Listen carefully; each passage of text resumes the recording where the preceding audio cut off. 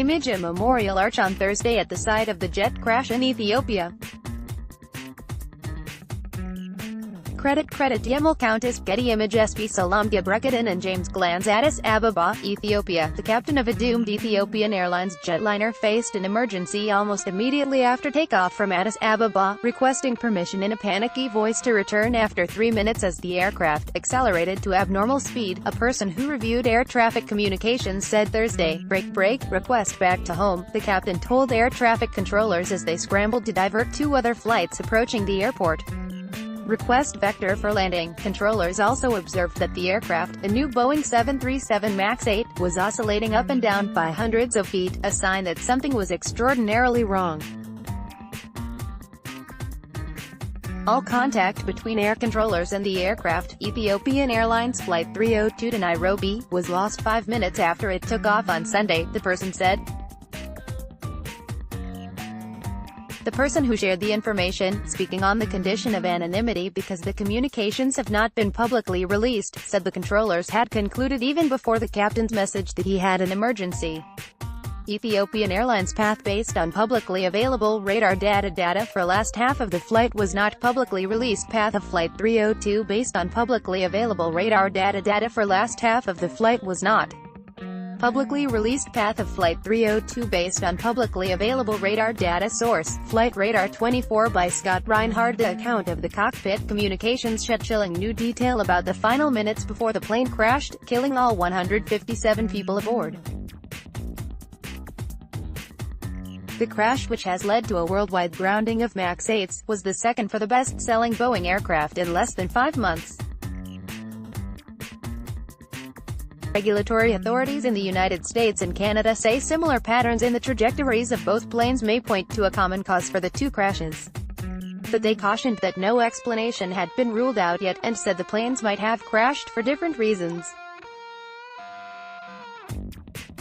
The new disclosures about the last moments of Flight 302 came as pilots were discussing what they described as the dangerously high speed of the aircraft after it took off from Addis Ababa's Bole International Airport.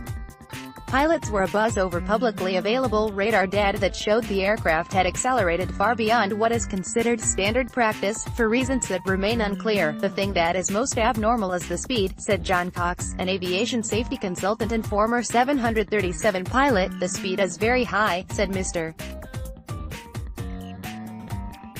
Cox, a former executive air safety chairman of the Airline Pilots Association in the United States.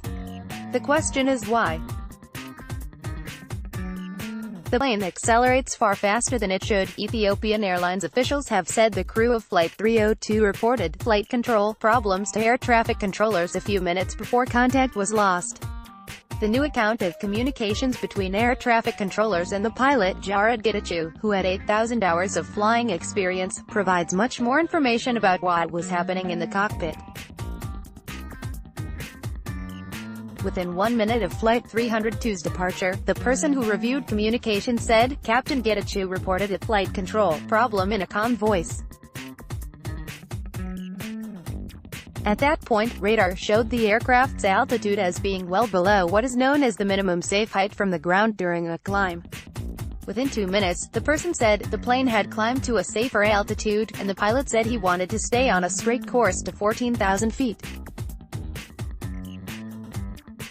Then the controllers observed the plane going up and down by hundreds of feet, and it appeared to be moving unusually fast, the person said.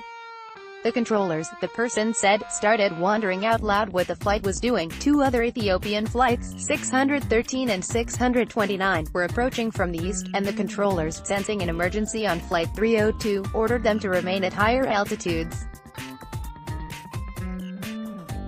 It was during that exchange with the other planes, the person said, that Captain Getty, with panic in his voice, interrupted with his request to turn back.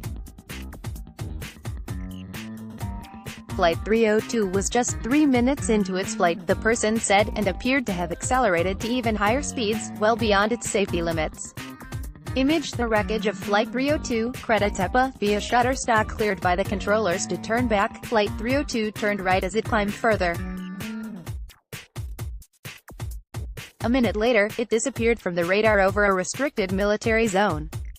The disaster drew immediate comparisons to the October crash of another Boeing 737 MAX 8, operated by Lion Air, in Indonesia. Both took place soon after takeoff, and the crews of both planes had sought to return to the airport. The possibility that the two crashes had a similar cause was central to regulators' decision to ground all 737 MAXs, a family of planes that entered passenger service less than 2 years ago. After the Indonesia crash, a new flight control system meant to keep the jet from stalling was suspected as a cause. In both cases, pilots struggled to control their aircraft. Why investigators fear the two Boeing 737s crashed? For the same reason, the investigation of the Ethiopian crash is still in its early stages, and safety regulators have noted that it is too soon to draw conclusions about the cause. The so-called black boxes, voice and flight data recorders that contain more detailed information about the Ethiopian flight's final moments, arrived in France on Thursday for analysis. Since the Indonesia crash, Boeing has been working on a software update for the 737 MAX jets, expected by April. But the company and the Federal Aviation Administration face new questions over whether there should have been more pilot training as airlines added the new models to their fleets. On Wednesday, the chairman of the Transportation Committee in the House of Representatives said he would investigate the FAA's certification of the 737 MAX, including why the regulator did not require more extensive training. Selam Gebrekidan reported from Addis Ababa, and James Glanz from New York. Thomas Kaplan contributed reporting from Washington.